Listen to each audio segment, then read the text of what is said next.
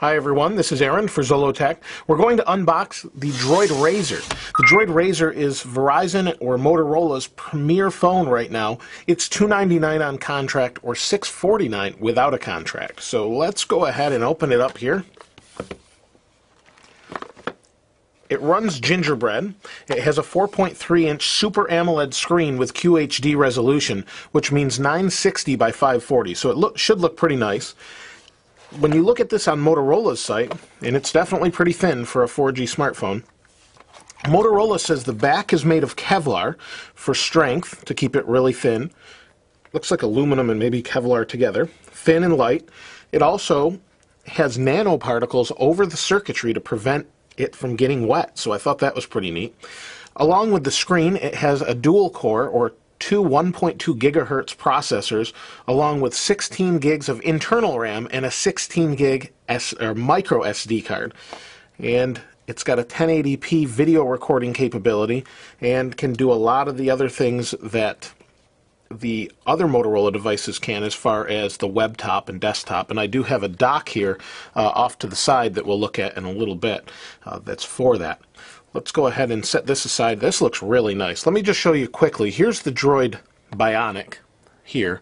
Here's the Droid Razr. So it's definitely thinner. And this is supposed to be a Super AMOLED screen, which is nice. It also has Gorilla Glass on it, Corning Gorilla Glass. Let's see what's in the box here. So we have our micro USB cable. Oops, I ripped that. Micro USB cable. Normal Motorola cable. We have, this is new. This is a new wall adapter from Motorola. I think I like this. This is very small, sort of Apple-like as far as the design goes. Folds out and has two USBs, so that's really nice. Haven't seen that before, and that will come in very handy. Let's see what else we've got. And we have a bunch of paperwork here.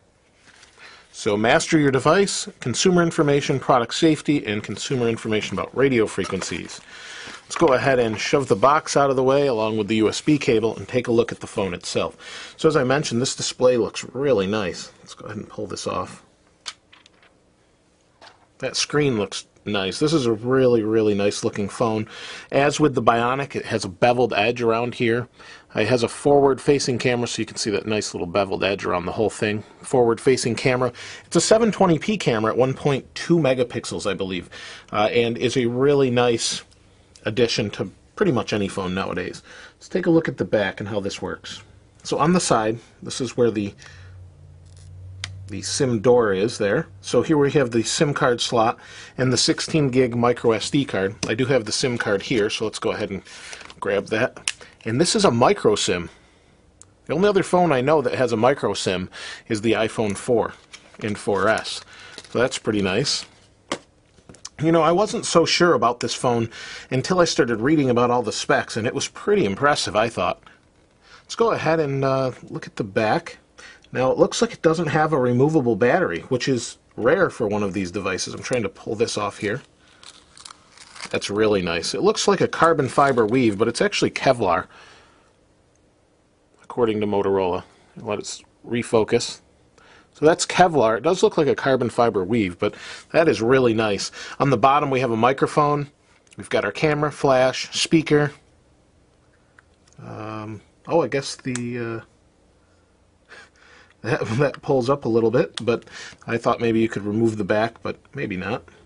Along the side here, yeah, it doesn't look like it, but it does have a decent battery in it. It has a 1780 milliamp hour battery with 12.5 hours of talk time and 8.5 days of standby time, so that's pretty impressive.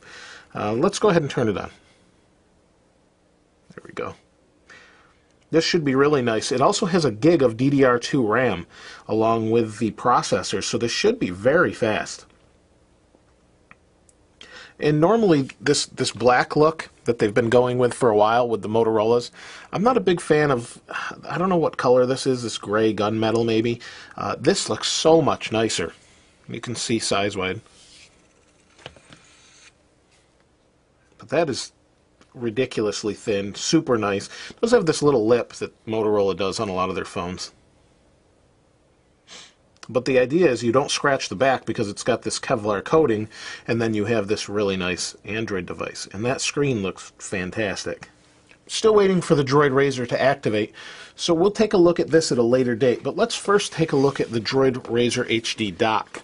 So let's go ahead here. I just pulled the tape off of here. I haven't opened it yet. See what we've got. We've got a plug and the dock itself, and the HD station for Motorola smartphones. This is supposed to plug into your television. And let's see what we've got here. So this is supposed to plug into the television. Let's pull this sticker off. Okay, so this has, I guess there's some different connectors you can use so that you can use different phones with it in the future. According to the box, it said on the back, it says connect your HD TV or monitor with an HDMI cable and view your phone's content like you've never seen it before. So it does output 1080p from the spec list anyway. In the side here, they've changed the location of the HD connections, so, or the charge port. So we slide it in sideways. It sits like that. It's still not activated. It sits like that. And then in the back we have our connection. So we have HDMI out, we have our micro USB, and we have an audio out, 3.5mm headphone jack out, which is nice. So this should charge the phone, provide a bedside dock, or hook to your television and provide HD content. So this is the plug. Probably will charge your phone, I would imagine. We've got two rubber feet on the bottom to hold it steady, and it looks like this. So I'll take a look at it a little bit later. Overall, it's just a bedside dock. Really nice looking phone. It looks like it's going to be really nice to use. So you can see there's the Razr. I'll have to get it activated and take a look at it at a later time. If you have used one of these or you're planning on getting one of these, please comment below. I'd love to hear what you have to say. It's really a beautiful design, super thin, very nice. So check it out if you haven't already. It's really got some nice features. This back has kind of a rubbery feel to it as well. But if you have any questions or anything you want to see that maybe other reviews you're looking at haven't shown, that I can show maybe when we do the review in a week or so, I like to use these phones for some time before I actually go and review them, so I have a realistic view of them. So I'll go ahead and use it for about a few days to a week, and then do a review on it and see how it does battery life-wise and that sort of thing. So check back for that.